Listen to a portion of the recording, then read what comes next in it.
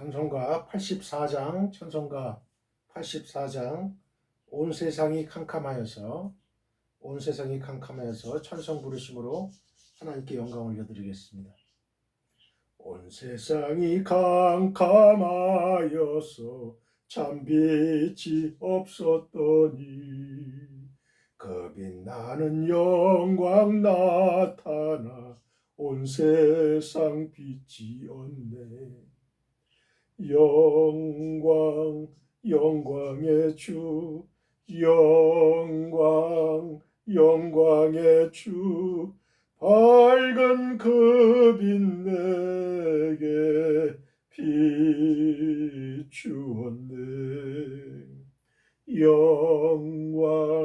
영광의 주, 영광의 주, 이 세상의 빛은 오직 주 예수님. 주 말씀을 믿는 사람은 그 마음이 시원하고 주 명령을 준행하는 자 그 길이 바라겠네. 영광의 주, 영광의 주, 밝은 그 빛 내게 비추었네.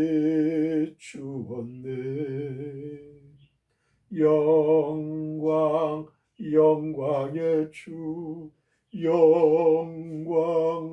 영광의 주, 이 세상의 빛은 오직 주 예수님. 제 가운데 사는 사람은 그 눈이 어두워도 그 죄악을 씻는 날에는 그 눈이 밝아지네. 영광의 주, 영광의 주, 밝은 그 빛 내게 비추었네.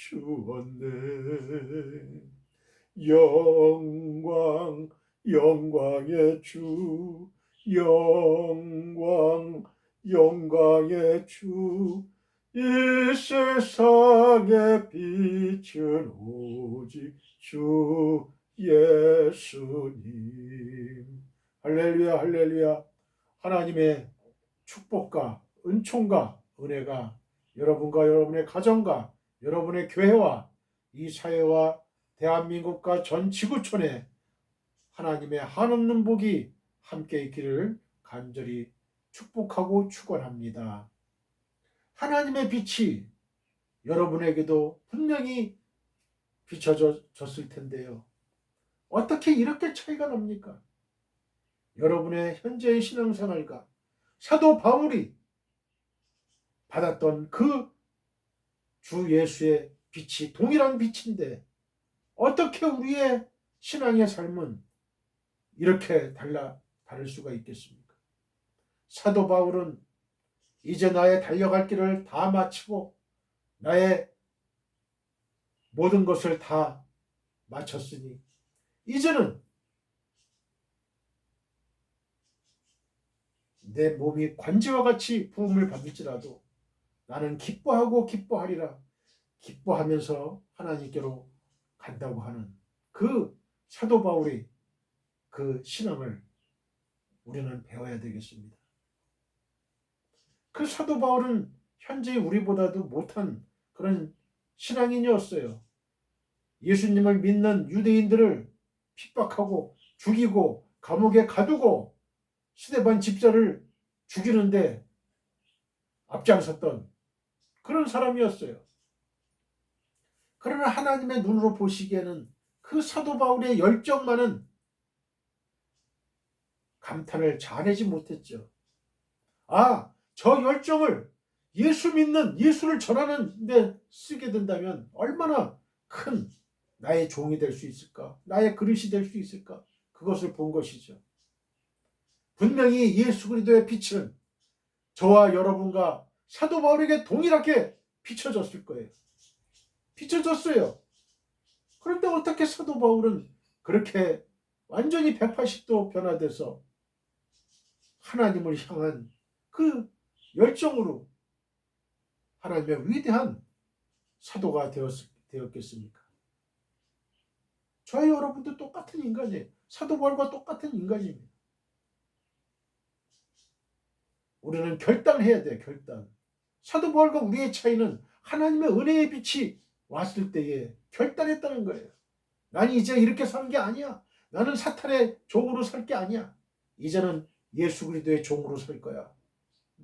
굳게 결심하고 성령을 받고 새로운 사람이 된 거죠.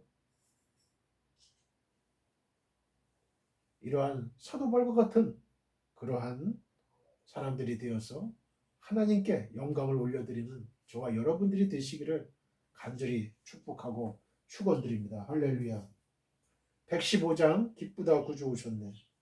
눈에서 눈물이 나요. 이 찬송 부르면 눈에서 눈물이 나요. 이 캄캄한 온 세상의 캄캄한 세상에 이 세상에 빛으로 오신 그 주 예수님, 그 예수님을 생각할 때 너무나 감사하고 고맙고 한없는 이 죄인이라는 사실을 깨닫습니다. 어두울 때는 그 방 안에 그 먼지들이 보이질 않아요. 그러나 한 줄기 빛이 쫙 그 문창호지를 통해서 찢어진 문창호지를 통해서 딱 비출 때에 그 얼마나 많은 그 먼지들이 공중에 날아다닌다는 것을 우리는 알 수가 있죠. 예수님의 그 참빛이 다 우리 마음을 비출 때에 이 세상을 비출 때 우리의 죄악의 먼지는 다 드러나는 거예요. 백보자 심판, 나중에 신보자 심판에서 하나님이 심판하실 때 여러분의 행위와 모든 언어 행사가 다 비디오처럼 다 나타나는 거예요. 그래서 예수 믿는 사람은 천국으로 갈 것이고 참으로 예수 안 믿는 사람은 지옥으로 가는 거예요. 자, 115장 기쁘다 구주 오셨네. 예수님 이 땅에 오셨습니다. 빛으로 오셨습니다. 소금으로 오셨습니다. 얼마나 기쁩니까? 여러분, 기쁘지 않으면 그 사람은 신앙의 병이 든 거예요. 자, 다 같이 기쁘다 구주 오셨네. 기쁘다 구주 오셨네. 만백성 맞으러 온 교회여 다 일어나 다 찬양하여라 다 찬양하여라 다 찬양하여라 구세주 탄생했으니 다 찬양하여라 이 세상에 만물들아 다 화답하여라 다 화답하여라 다 화답하여라 온 세상 죄를 사려 주 예수 오셨네 죄와 슬픔 몰아내고 다 구원하시네 다 구원하시네 다 구원하시네 은혜와 진리 되신 주 다 주관하시니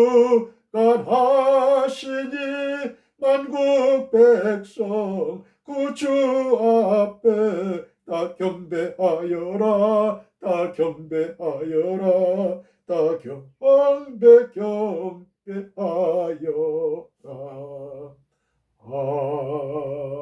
아멘. 할렐루야. 하나님 아버지 은혜를 감사합니다. 이제 며칠 후면은 우리 주님 이 땅에 오심을 이 땅에 탄생하심을 경축드리는 성탄절입니다. 하나님 아버지 그 성탄의 의미를 우리 성도들은 가슴 깊이 새길 수 있게 하옵소서. 예수님이 왜 이 땅에 오셔야 됐는지 그리고 예수님이 이 땅에 오심으로 해서 저희에게 어떠한 말씀을 하셨고 또 어떠한 미션을 저희에게 주셨는지 그 의미를 저희를 분명히 깨달아 알 수 있는 이 성탄절이 되게 도와주옵소서. 예수님은 시공을 초월한 그런 분이십니다. 신이십니다. 하나님이십니다. 그럼에도 불구하고 시공의 제약을 받는 인간의 육체를 입고 이 땅에 오셨습니다. 그것은 인류가 죄를 지었기 때문입니다. 영원히 죄를 지음으로 인해서 영원한 지옥으로 갈 수밖에 없는 죄인들을 구원하시기 위함이었습니다. 아버지, 그 참뜻을 저희들 분명히 깨닫게 하시고 예수님이 이 땅에 오셔서 너희는 땅끝까지 이르러 내 증인이 되리라는 말씀을 주셨습니다. 그리고 하늘나라로 승천하셨습니다. 하나님, 저희들은 주님의 들러리가 아닙니다. 구경꾼이 아닙니다. 우리는 주님의 제자입니다. 하나님의 자녀입니다. 그러기 위해서는 하나님의 자녀다운 행동을 하여 하나님께 기쁨과 즐거움을 드릴 수 있는 아름답고 복된 하나님의 자녀들, 주의 자녀들 되게 하여 주시옵소서. 하나님, 저희들은 때로는 나의 사적인 일로 주님의 사역에 동참하지 못하고 적극적으로 동참하지 못하고 뒤로 빼고 아버지 나의 이익과 나의 향락을 추구했던 그러한 형편없고 어리석은 예수님의 12제자와 같은 그런 모습이었습니다. 그러나 이제부터는 성령을 받은 후부터는 예수님의 제자들이 순교의 제물로 과감하게 자신을 던졌듯이 이제 우리들도 성령의 충만함을 받아서 이제는 나약하고 연약하고 죄를 짓고 이 세상의 향락을 쫓았던 그러한 사람들이 아니라 이제는 180도 변화된 사도 바울과 같은 그러한 사람들이 되어 이 세상을 변화시키는 놀라운 하나님의 제자들로 하나님의 증인들로 저희들을 변화시켜 주시옵소서. 아버지 하나님, 저희들 그리하여 하나님의 뜻과 하나님의 의와 하나님의 길로만 저희들 갈 수 있는 하나님의 자녀들 되게 도와주시고 이 땅에 어떠한 근심 걱정 우수살이 무엇을 먹을까 마실까 입을까 염려하는 그러한 이 세상의 가치관을 좇지 말게 하시고 어떻게 하면 하나님을 기쁘시게 할까 하나님의 그의 뜻과 하나님의 의를 구하는 하나님의 나라를 구하는 그러한 의로운 하나님의 백성들 다 되게 도와주시옵소서. 이제는 나 혼자 길을 가는 항해하는 그러한 외로운 나그네가 아닙니다. 이제는 내 안에 성령님께서 계십니다. 성령님이 나와 동행하십니다. 그 성령님과 항상 모든 문제를 의논하고 상담받는 그러한 찬란하고 아름답고 행복한 신앙생활을 할 수 있는 아름답고 복된 이 지구촌의 성도들이 되게 도와주시옵소서. 이 시간에 어떠한 문제를 가지고 나왔든지 병의 문제를 가지고 나왔든지 아버지 상급학교 진학, 취업의 문제, 또한 승진의 문제, 인간관계 어떤 문제든지 사업의 문제든지 어떠한 문제들을 가지고 나왔든지 경제적인 문제를 가지고 나왔든지 이 시간에 아버지 하나님 하나님의 말씀으로 놀랍게 해결받는 기적의 시간 되게 도와주시옵소서. 성부 성자 성령 하나님께서 이 시간에 강권줄 역사하여 주시옵소서. 바람같이 불같이 생수같이 성령이여 이 시간에 임하여 주시옵소서. 이 시간에 공개 흐름까지도 주님 붙잡아 주시옵소서. 하나님 아버지, 이 시간에 선포되는 하나님의 말씀이 능력이 되어 저희의 심령과 골수를 찔러 쪼개는 놀라운 능력의 말씀이 되게 도와주시옵소서. 그리하여 나를 변화시키고 내 가정을 변화시키고 이 사회와 이 교회와 이 국가와 전 지구촌이 변화받는 놀라운 하나님의 선포의 역사가 일어나게 도와주시옵소서. 감사하며 주 예수 그리스도의 거룩하신 이름으로 감사하며 기도했습니다. 아멘. 할렐루야. 할렐루야. 오늘 하루도 기쁘고 즐겁고 좋은 날입니다. 바람같이 불같이 생수같은 하나님의 성령이 바람이 이 시간에 불어닥칠 것입니다. 이 한반도에 불어닥칠 것입니다. 동남아에 불어닥칠 것입니다. 전 남미에, 북미에, 전 유럽에, 전 지구촌에 하나님의 성령의 바람이 강하게 불어닥칠 것입니다. 폭포수와 같이 하늘 문을 여시고 하나님이 성령의 폭포수를 내려주십니다. 할렐루야. 여러분의 마음을 활짝 열고 성령의 비를 맞으세요. 성령을 충만히 받으세요. 성령의 물을 받으세요. 성령의 불을 받으세요. 그리할 때에 저와 여러분들은 성령의 사람으로 변화될 줄 믿습니다. 사도 바울과 같은 성령의 사람 되게 될 줄 믿습니다. 여러분들 하나님의 성령에 함께 하셔야 돼요. 성령의 바람을 의지해야 돼요. 성령의 바람을 맞아야 돼요. 성령의 비를 맞으시기 바랍니다. 성령의 불을 받으시길 바랍니다. 할렐루야. 이 시간에 그리할 때에 여러분의 모든 머리부터 발끝까지부터 있는 모든 질병들이 나사렛 예수 이름으로 고침을 받을지어다. 할렐루야. 성령의 불이 뜨겁게 역사하실 것입니다. 여러분의 마음을 문을 여세요. 활짝 여세요. 오로지 하나님만을 바라보세요. 그래야 때에 믿음의 역사가 일어날 것입니다. 할렐루야. 주여 믿습니다. 믿는 자에게 능치 못함이 없다. 내 믿음대로 되라. 주님이 말씀하십니다. 여러분의 모든 문제가 해결됨을 받을 것입니다.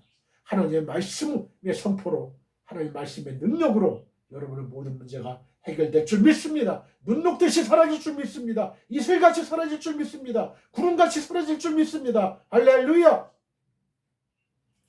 사랑하는 성도 여러분, 우리는 주님의 지상명령을 따라 우리의 일평생을 전도와 선교를 해야 할 책임과 권리를 갖고 있어요. 너희는 땅끝까지 이르는 데 증인이 되리라고 예수님이 직접 말씀하셨습니다. 우리는 우리의 가까운 가족, 친족, 친구, 지인, 회사 동료 등에게 이태호 목사의 유튜브 그리고 페이스북 등에서 설교 방송을 시청하라고 권하시면 됩니다. 검색창에 이태호 목사 설교라고 치면 저의 설교 영상을 시청하실 수가 있어요. 다른 이야기는 하지 마시고 하나님의 감동적이고 은혜로운 말씀이 있으니 한번 시청하라고만 하시면 됩니다. 바로 그것이 전도요 선교입니다. Dear fellow believers, we have the responsibility and right to evangelize and to missions throughout our lives according to the Lord's great command. Will be my witnesses to the ends of the earth, said Jesus himself. We can recommend our close family, relatives, friends, acquaintances, and company colleagues to watch Pastor Riteo's sermon broadcast on YouTube and Facebook. If you type Pastor Riteo's sermon in the search box, you can watch my sermon video. Don't talk about anything else. They are God-moving and gracious words, so you just have to watch it. That is evangelism missions. 오늘의 설교 제목은 제자들을 격려하시는 예수님 2입니다. 자, 저를 따라해 보세요. 제자들을 격려하시는 예수님.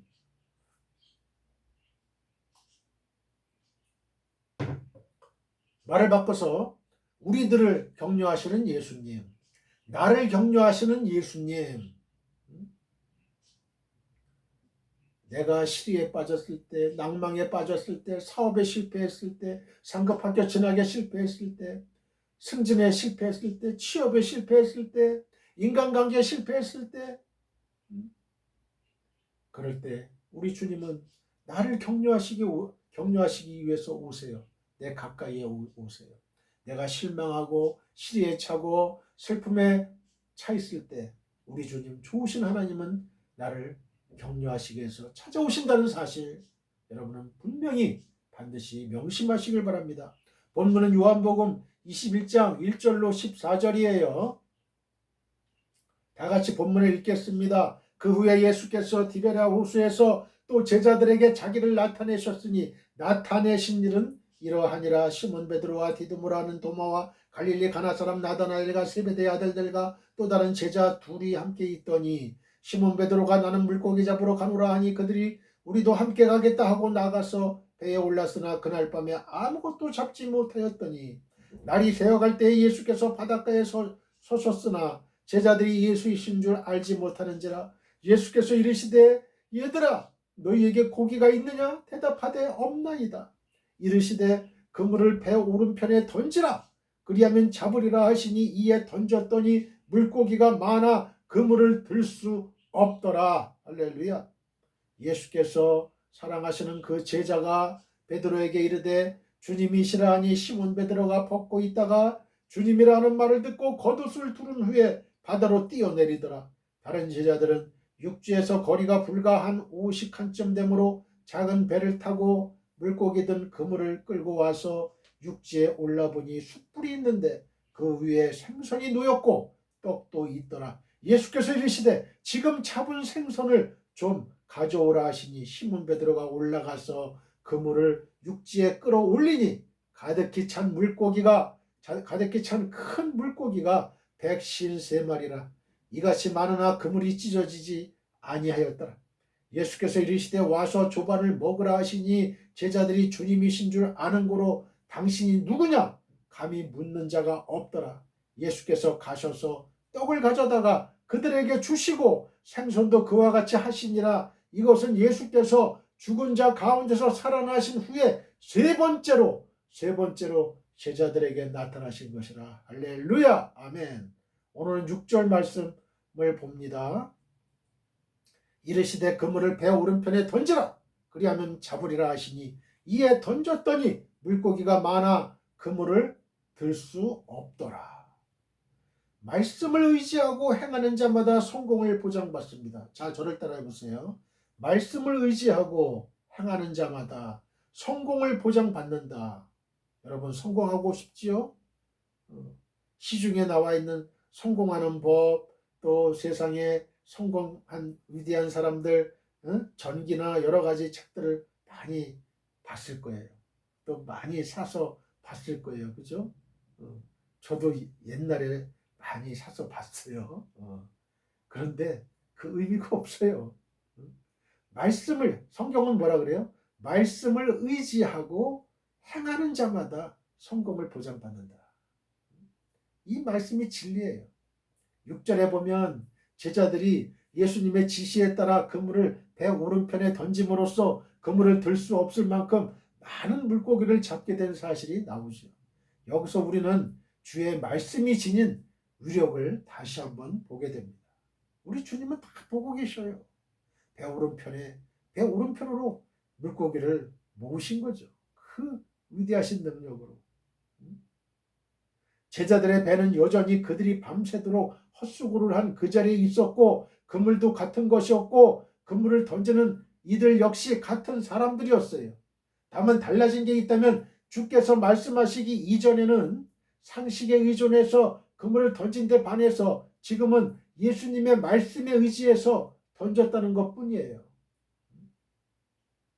여러분, 이 제자들이 예수님이신 줄도 모르고 그냥 그물을 배 오른편에 던지라 그러니까 던진 거예요. 그렇죠? 이 제자들은 너무나 밤이 맞도록 물고기 한 마리 잡지 못했거든요. 사람은 시리와 슬픔에 빠질 때 자기의 상식과 자기의 노력과 자기의 경험으로 해서 안 됐을 때 다른 사람의 말에 속삭임에 말을 듣게 돼 있어요. 이러한 사실은 우리에게 실패를 이기는 삶의 비결에 대해 교훈해 줍니다. 이 세상에 실패한 인생을 살기를 원하는 사람이 없듯이 성공한 삶을 원치 않는 사람 또한 없을 거예요.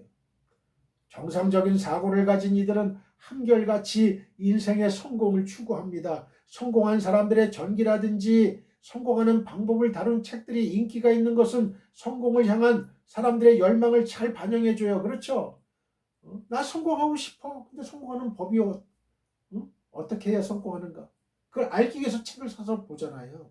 하지만 세상이 성공한 사람으로 평가하는 이들의 조언이나 충고가 모두에게 유익을 주는 건 아니에요. 그것이 성경적인 방법이 아니라면 부분적으로 도움이 될 수는 있어도 인생의 성공을 100% 보장해 주지는 못해요. 여기에 성공을 확실하게 보장해 주는 것이 하나 있습니다. 바로 주의 말씀을 의지하고 행하는 것입니다. 시편 19편 7절로 11절, 119편 105절, 그래 있어요. 한번 읽어볼까요? 시편 19편 7절로 11절. 여호와의 율법은 완전하여 영혼을 소성시키며 여호와의 증거는 확실하여 우둔한 자를 지혜롭게 하며 여호와의 교훈은 정직하여 마음을 기쁘게 하고 여호와의 계명은 순결하여 눈을 밝게 하시도다. 여호와를 경외하는 눈은 정결하여 영혼까지 이르고 여호와의 법도 진실하여 다 의로우니 금 곧 많은 순금보다 더 사모할 것이며 꿀과 송이꿀보다 더 달도다. 또 주의 종이 이것으로 경고를 받고 이것을 지킴으로 상이 크니이다. 시편 119편 105절. 주의 말씀은 내 발의 등이요 내 길의 빛이니이다. 이렇게 말씀하셨죠. 말씀을 의지하고 행하는 이들은 정도에서 벗어나지 않으며 항상 의의 길로만 다니게 됩니다. 이는 하나님의 말씀이 지닌 능력 때문에 그래요. 하나님의 말씀이 지닌 능력은 사람의 마음과 생각을 변화시키고 가치관, 삶의 방식을 바꾸어 놓기 때문에 보는 이들로 하여금 놀라움을 금치 못하게 해요. 나 같은 죄인 살리신의 작가인 뉴턴 목사는 예수님을 믿기 전까지는 도저히 구제할 가능성이 없다고 생각될 정도로 형편없이 타락한 젊은이였어요. 흑인들을 잡아다가 팔아먹는 노예 매매업자로 악명이 높았습니다. 그러나 그리스도의 말씀이 뉴턴의 마음을 사로잡았을 때에 뉴턴은 회개하고 변화되어 사랑과 눈물의 설교자가 되었습니다. 저희도 뉴턴과 같은 그러한 회개하고 변화돼서 사랑과 눈물의 사람들이 돼야 돼요. 뉴턴의 외모가 달라진 것은 하나도 없으며 뉴턴의 사지백체 5장 6부는 모두 그대로였음에도 뉴턴의 삶과 같이 가는 가히 획기적인 변화가 나타난 것입니다. 그 이유가 무엇일까요? 자신이 원하는 대로 살던 삶이 그리스도의 말씀이 이끄는 삶으로 바뀌었다는 것, 그것이 유일한 이유입니다. 가정 환경이 좋지 않다고 인생을 실패하는 것도 아니고 든든한 배경이 있다고 다 원하는 목표에 이를 수 있는 것도 아니에요. 내가 나를 주관하던 삶에서 그리스도의 말씀에 나를 굴복시키는 삶으로 바꾸기만 하면 그의 삶에는 참으로 놀라운 변화가 나타나게 됩니다. 인생의 진정한 성공은 겉모술수와 같은 세상 사람들이 즐겨 사용하는 방법이 아니라 주의 말씀에 의지하는 것을 통해서만 획득할 수 있어요. 여러분, 세상에 겉모술수를 다룬 책이 많죠. 손자병법도 있고 삼국지도 있고 여러 가지가 있어요. 그러나 그것은 완전한 성공을 보장받지 못해요. 어떤 때는 실패하고 어떤 때는 성공하고. 세상 사람들은 이걸 이용해요. 이걸 읽는다고. 그러나 우리 예수 믿는 자는 성경에서 성공하는 법을 배워야 돼요. 하나님의 말씀에서 완전한 성공, 100% 성공을 보장받는 길입니다. 이것은 이 세상의 성공뿐만 아니라 천국에서의 사후에서의 성공도 보장받는 거예요. 여호수아 1장 7절 8절입니다. 오직 강하고 극히 담대하여 나의 종 모세가 내게 명령한 그 율법을 다 지켜 행하고 우로나 좌로나 치우치지 말라. 그리하면 어디로 가든지 형통하리니 이 율법책을 내 입에서 떠나지 말게 하며 주야로 그것을 묵상하여 그 안에 기록된 대로 다 지켜 행하라. 그리하면 내 길이 평탄하게 될 것이며 내가 형통하리라. 할렐루야. 아멘. 주여. 7절 말씀을 읽습니다. 예수께서 사랑하시는 그 제자가 베드로에게 이르되 주님이시라 하니 시몬 베드로가 벗고 있다가 주님이라 하는 말을 듣고 겉옷을 두른 후에 바다로 뛰어내리더라. 할렐루야. 예수님의 제자들 중에 눈썰미가 있고 성격이 예민한 사람이 요한이에요. 요한은 많이 본 것 같고 많이 듣던 음성으로 인해 옛날에 있었던 비슷한 사건을 기억해내고 예수님이신 것을 깨달았습니다. 요한은 즉시 베드로에게 그 사실을 알려줍니다. 베드로는 요한의 말을 듣고 나서야 눈을 뜨게 되어 베드로는 감정이 앞서는 사람으로서 겉옷을 두르고 급히 바다로 뛰어내려 예수님께서 계시는 무트로 향해 나아갑니다. 여기서 세 번째 장면으로 전환이 돼요. 곧 예수님께서 숯불을 피워 그 위에 생선과 떡을 올려놓고 시리에 빠진 제자들을 부르시며 환영하시는 장면입니다. 8절 9절 말씀입니다. 다른 제자들은 육지에서 거리가 불과 한 50칸쯤 되므로 작은 배를 타고 물고기 든 그물을 끌고 와서 육지에 올라보니 숯불이 있는데 그 위에 생선이 놓였고 떡도 있더라. 은혜로 주신 것들을 잘 관리하는 것은 성도의 책임입니다. 자, 저를 따라해 보세요. 은혜로 주신 것들을 잘 관리하는 것은 성도의 책임이다. 8절에 보면 베드로를 제외한 다른 제자들이 고기가 들어있는 그 그물을 배로 끌고 육지로 올라온 것이 나옵니다.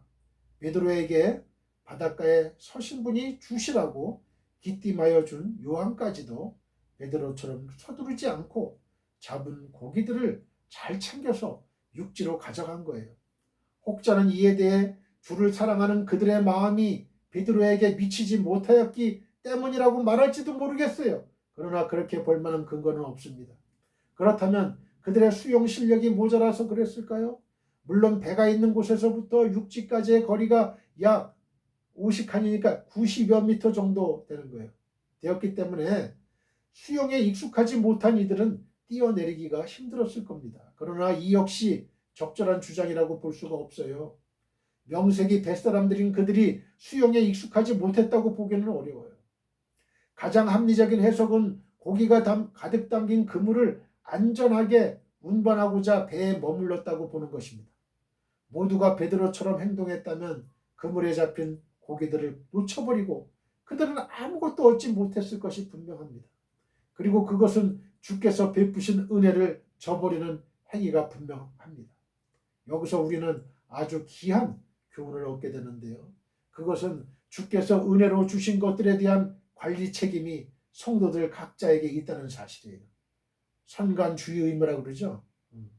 제가 보증보험 회사에 있을 때 보상을 담당했을 때 그래요. 신원보증보험 담당했을 때 보상을 담당했을 때 선관주의 의무, 선관주의 의무라는 건 뭐냐 하면은 선량한 관리자로서의 주의 의무를 얘기하는 거예요. 그걸 줄여서 선관주의 의무 이렇게 되는 거예요. 선량한 관리자, 선량한 관리자의 주의 의무를 다해야 된다는 거죠. 교회는 언제든지 자기를 나타내려고 하는 사람들이 있어요. 그들은 일을 만들기는 부지런히 하면서 뒤처리에는 전혀 관심이 없습니다. 그러나 교회가 참으로 요구하는 사람은 묵묵히 자기 일을 하는 이들이고 주께서도 이들을 기뻐하십니다. 우리가 주의 인정받는 일꾼이 되려고 하면 자기를 나타내려고 애쓰지 말고 주님이 은혜로 주신 것들을 잘 관리하도록 노력해야 돼요. 주께서 우리를 부르신 것은 예수님의 일을 하라는 것이지 자기를 나타내라는 것이 아니에요. 우리 몸의 각 지체들이 자기 역할을 제쳐두고 다른 일에 관심을 보인다면 어떻게 될까요? 몸이 제 기능을 다하지 못하면 물론이고 제대로 존재하는 것조차 어려울 거예요. 성도들이 교회 안에서 맡은 역할도 이러합니다. 하나님께서 어떤 은사를 주셨든지 묵묵히 그것을 감당하는 일에만 매달려야 돼요. 주의 이름으로 선지자 노릇하고 귀신을 쫓아내고 많은 권능들을 행할지라도 인정받지 못하는 이들이 적지 않게 있으리라는 주님의 경고를 우리는 진지하게 받아들여야 합니다. 마태복음 7장 22절 23절. 우리 몸에는 겉으로 보이는 지체만 있지 않고 보이지 않는 지체들도 여럿 있고 그것들이 오히려 더 중요한 역할을 하기도 해요. 우리는 교회 안에서든 사회 속에서든 맡은 바 자신의 역할에 충실할 줄 알아야 합니다. 사람들에게 보이려고 행하는 의는 하나님의 인정을 받을 수가 없어요. 로마서 12장 6절로 8절입니다. 우리에게 주신 은혜대로 받은 은사가 각각 다르니 혹 예언이면 믿음의 분수대로 혹 섬기는 일이면 섬기는 일로 혹 가르치는 자면 가르치는 일로 혹 위로하는 자면 위로하는 일로 구제하는 자는 성실함으로 다스리는 자는 부지런함으로 긍휼을 베푸는 자는 즐거움으로 할 것이니라. 아멘. 고린도후서 6장 1절로 2절입니다. 우리가 하나님과 함께 일하는 자로서 너희를 권하노니 하나님의 은혜를 헛되이 받지 말라. 이르시되 내가 은혜 베풀 때에 너에게 듣고 구원의 날에 너를 도왔다 하셨으니 보라 지금은 은혜 받을 만한 때여 보라 지금은 구원의 날이로다. 아멘. 10절 11절 말씀을 봅니다.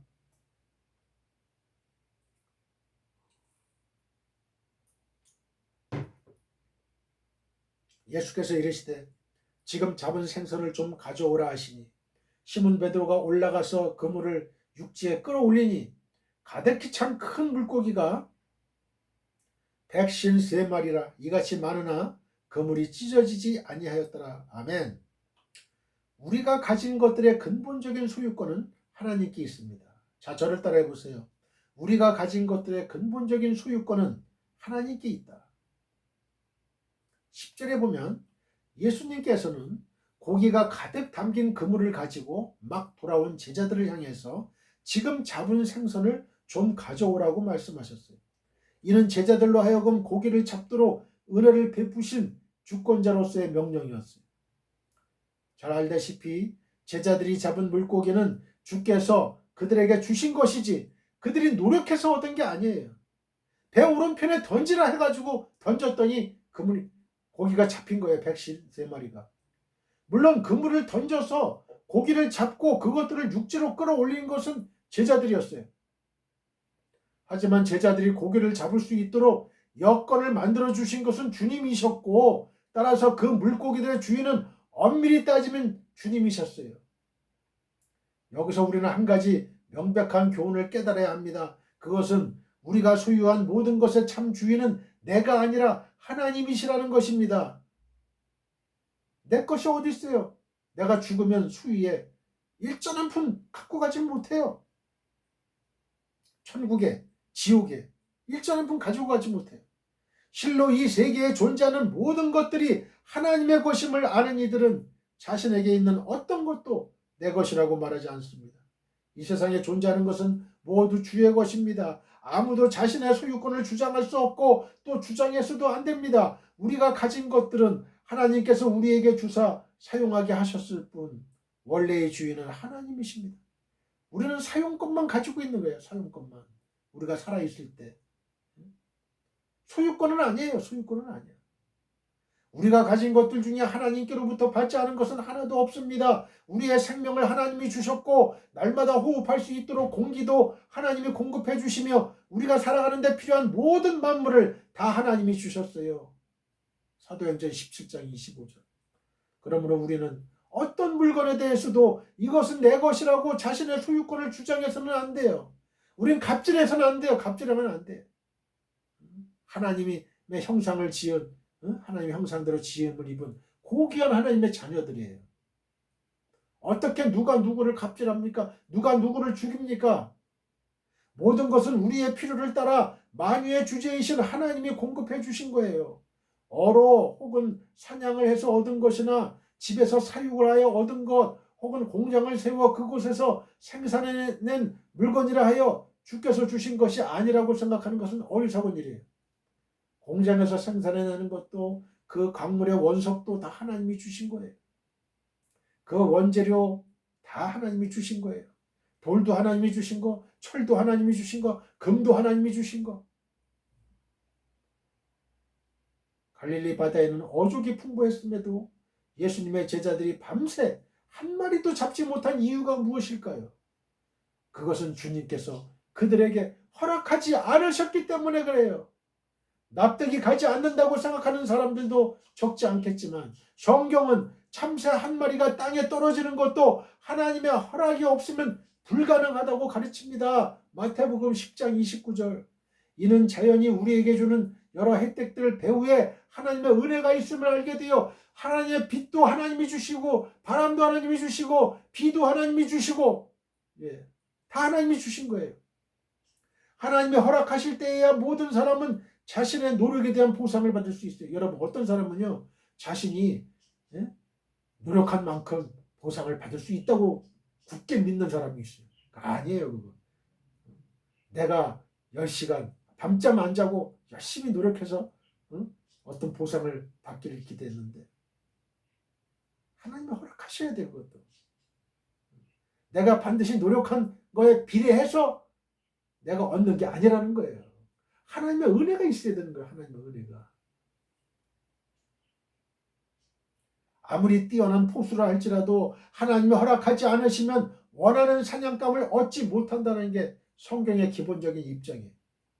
이러한 사실은 우리가 노력해서 얻은 일체의 것들이 하나님께서 은혜로 주신 것임을 알게 함과 동시에 하나님이 우리에게 요구하시는 것은 고작해야 그것들 중에 일부임을 교훈해 주는 거예요. 우리 중에 누가 주를 위해서 아무리 많은 물질을 드릴지라도 그는 자신의 것이 아니라 하나님이 주신 것들 가운데 일부를 돌려드리는 거예요. 또한 성도들은 자신의 소유가 풍족하다고 생각될 때에 하나님이 왜 넉넉하게 자신에게 주셨는지 발견하도록 힘써야 돼요. 그걸 흥청망청 쓰면 안 되는 거예요.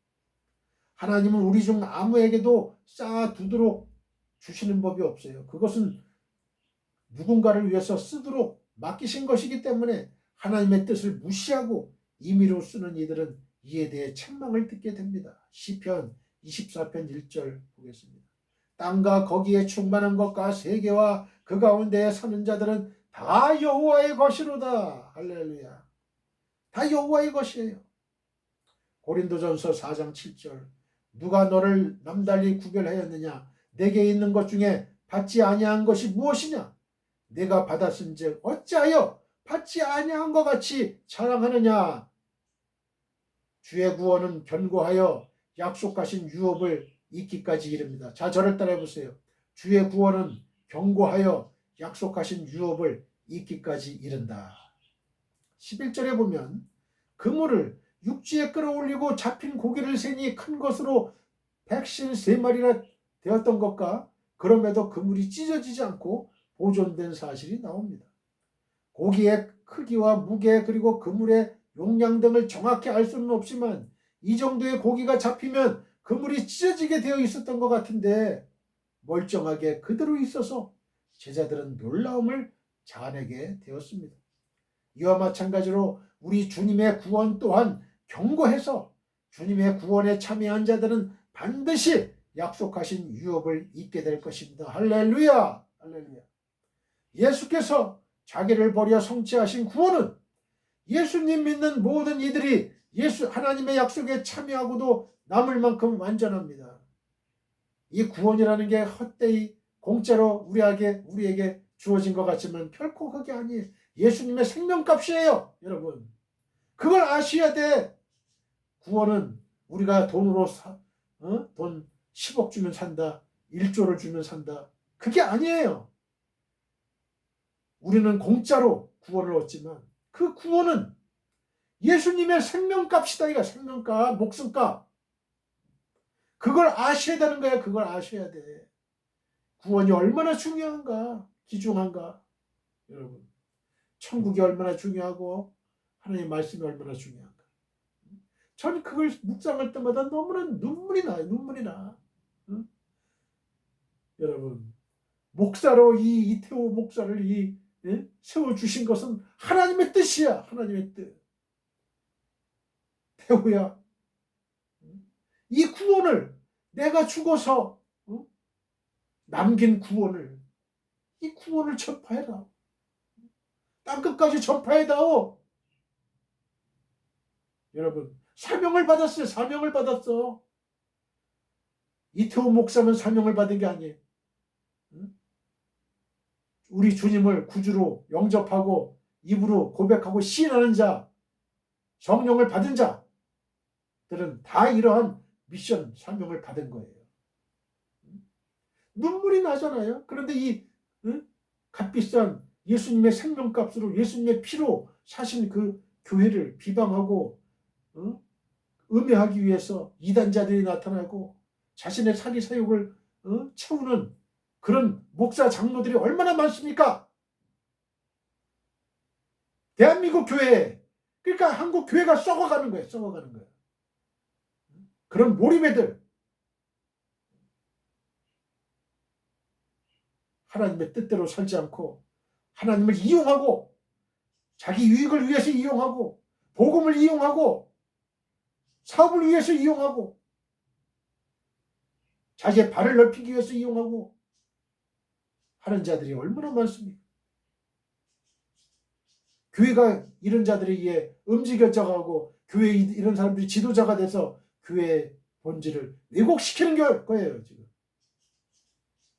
그러니 교회는 생명을 점점 잃고 예수의 생명력을 잃고 성령의 생명력을 잃고 점점 유럽교회처럼 박제와 같은 겉으로 보기엔 살아있는 것 같은데 속은 썩어서 문드러 있고 부패가 돼 있고 한센병자처럼 이 몸처럼 점점 몸이 썩어져가는 그런 교회, 박제와 같은 교회, 한센병 같은 그러한 몸의 상태를 가진 교회, 점점 부패돼서 점점 썩어진 냄새만 나는 교회, 예수님의 아름다운 그 향기가 드러내야 되는데 그러지 못하고 그냥 인간의 형식만, 인간의 명색만 나타내려고 스펙만 보고 담임 목사를 뽑고 자신의 이익에 어떤 사람이 더 유익한가 줄만 잡으려고 하고 이런 썩어 빠진 목사, 장로, 교인들 때문에 한국교회는 지금 썩어져 가고 있어요. 지금.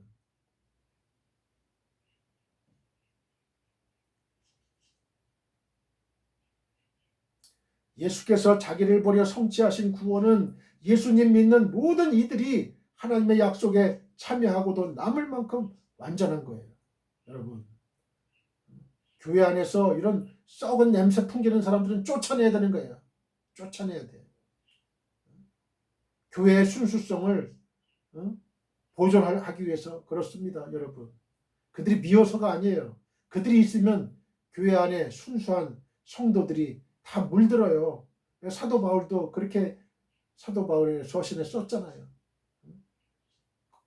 내가 떠나가면 그 이리와 늑대, 양의 탈을 쓴 이리와 늑대들이 너희들을 잡아 먹고 헛된 교훈과 헛된 가르침, 내가 가르친 그러한 하나님의 선한 정확한 올바른 그런 하나님의 가르침을 왜곡시켜가지고 자신들의 입맛에 맞게 성경을 왜곡해서 성도들의 신앙을 떨어뜨리고 지옥 백성을 만들려고 하는 그런 자들이 나타날 거다. 그들을 경계하고 그들을 내쫓아야 돼요. 그래야 교회의 순수성을 보존할 수가 있습니다. 교회의 순수성을 보존할 수 있어요. 그래서 저는요, 급격한 부흥은 좀 위험하다고 봐요. 현재 있는 100명이면 100명에 있는 교회들이 하나로 뭉치고 아주 정확한 복음의 사람들인데 들어오는 사람이 그냥 한 달에 뭐 한 200명, 300명이 들어온다 그러면은 그거 어떻게 감당하겠어요? 서서히 와야 돼요. 그래가지고 그들도 순수 복음에 젖어들어야지. 왜 순수 복음자들이 그들의 그 숫자에 선동이 돼서 넘어가고 참된 신앙을 잃어버리는 경우 그런 건 많이 봤어요. 그러니까 교회 성장도 천천히 이루어지는 거예요. 천천히 이루어져야 돼요. 자신의 순수한 복음을 지키면서 지킬 정도의 여력을 가지면서 외부의 그 사람들도 서서히 또 알게끔 서로 잘 알 수 있게끔 이렇게 흡수되는 게 바람직한 일이에요. 바람직한 일이에요. 그렇지 않고 또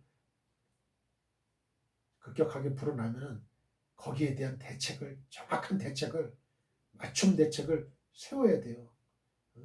그들을 아주 맨투맨으로 신앙에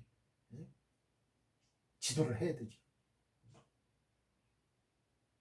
성경은 예수님을 믿는 자들이 하나님의 자녀가 되는 권세를 얻게 된다고 가르칩니다. 요한복음 1장 12절로 13절. 여기에는 이중적인 의미가 함축되어 있는데요. 하나는 법적 지위의 변화를 나타내고 또 하나는 하나님과의 친밀성을 강조합니다. 법적으로 제2종이던 우리가 이제는 하나님의 자녀로 놀라운 변신을 하게 된 것입니다. 로마서 6장 17절. 더욱 놀라운 것은 이를 위해서 우리가 한 일은 아무것도 없다는 점이에요. 모든 것을 주께서 하셨고 우리는 믿음으로 이에 참여했을 뿐입니다. 외국인으로서 미국의 시민권을 얻으려고 하면 미국 정부가 요구하는 조건을 갖춰야만 하듯이 죄인이 하나님의 자녀가 되기 위해서도 반드시 갖춰야 할 게 있어요. 그러나 이 세상에 이것을 충족시킬 사람이 하나도 없다고 성경은 가르칩니다. 예수께서 우리를 위해 율법의 마침이 되지 않으셨다면 인류는 여전히 죄 아래서 소망이 없는 삶을 추구하고 있을 것입니다. 그러나 예수님의 십자가가 우리의 운명을 바꾸어 놓았어요. 예수님이 우리를 위해 구원의 길, 곧 하나님의 자녀가 되는 길을 열어놓으셨기에 우리가 아무 한 일도 없이 이 특권을 누리게 되었고 확실하고 견고한 소망을 붙잡게 된 것입니다. 아버지와 자녀의 관계는 끊을래야 끊을 수 없다는 특징을 가집니다. 예수를 믿는 성도의 미래가 확실히 보장되는 것은 바로 하나님과 가지는 이 특별한 관계 때문에 그래요. 부모를 버리는 자녀는 덜어 있어도 자녀를 버리는 부모는 찾아보기 힘든 것처럼 하나님께서는 자녀된 성도들을 버리시는 법이 없어요. 예수를 믿는 성도들이 자신의 미래에 대해 불안해하지 않아도 되는 이유가 이것입니다. 육신의 연약함으로 더러 실수도 하고 죄에 빠지기도 하지만 이로 인해 구원에서 제외되거나 소망이 끊어지지는 않습니다. 그분은 자기 사람들을 끝까지 사랑하십니다. 요한복음 10장 28절로 30절 내가 그들에게 영생을 주노니 영원히 멸망하지 아니할 것이요 또 그들을 내 손에서 빼앗을 자가 없느니라. 그들을 주신 내 아버지는 만물보다 크심에 아무도 아버지 손에서 빼앗을 수 없느니라. 나와 아버지는 하나이니라 하신대. 할렐루야. 예수님과 하나님은 하나이세요. 하나. 삼위일체. 성령님도 하나. 로마서 8장 38절 39절입니다. 내가 확신하노니 사망이나 생명이나 천사들이나 권세자들이나 현재일이나 장래일이나 능력이나 높음이나 기쁨이나 다른 어떤 피조물이라도 우리를 우리 주 그리스도 예수 안에 있는 하나님의 사랑에서 끊을 수 없으리라. 할렐루야. 아멘. 디모데후서 4장 6절로 8절입니다. 전제와 같이 내가 벌써 부어지고 나의 떠날 시각이 가까웠도다. 나는 선한 싸움을 싸우고 나의 달려갈 길을 마치고 믿음을 지켰으니 이제 후로는 나를 위하여 의의 면류관이 예비되었으므로 주 곧 의로우신 재판장이 그날에 내게 주실 것이며 내게만 아니라 주의 나타나심을 사모하는 모든 자에게도니라. 여러분, 주의 나타나심을 사모하십니까? 여러분, 사도 바울과 같이 사모하십니까? 아멘. 주 예수의 오시옵소서. 마라나타. 신앙을 가지고 계십니까? 그런 자들은 하나님이 의의 면류관 주실 것이라고 사도 바울은 얘기하고 있어요. 나는 선한 싸움을 싸웠다. 나의 달려갈 길을 마쳤다. 믿음을 지켰다. 이제 후로는 나를 위해서 의의 면류관이 예비되었다. 내게 주실 것이다. 그날에. 내게만 아니라 주의 나타나심을 사모하는 모든 자에게도 니라. 여러분, 이러한 축복을 받는 저와 여러분 되시기를 축원드립니다. 할렐루야. 사랑하는 성도 여러분, 우리는 종종 주의 은혜를 말하고 주님의 일에 헌신하기를 다짐하면서도 자질 구레하고 덜 중요한 세상 일들에 마음을 빼앗기는 경우들이 허다해요. 이것은 성도의 본분에 어울리지 않는 생활 방식입니다.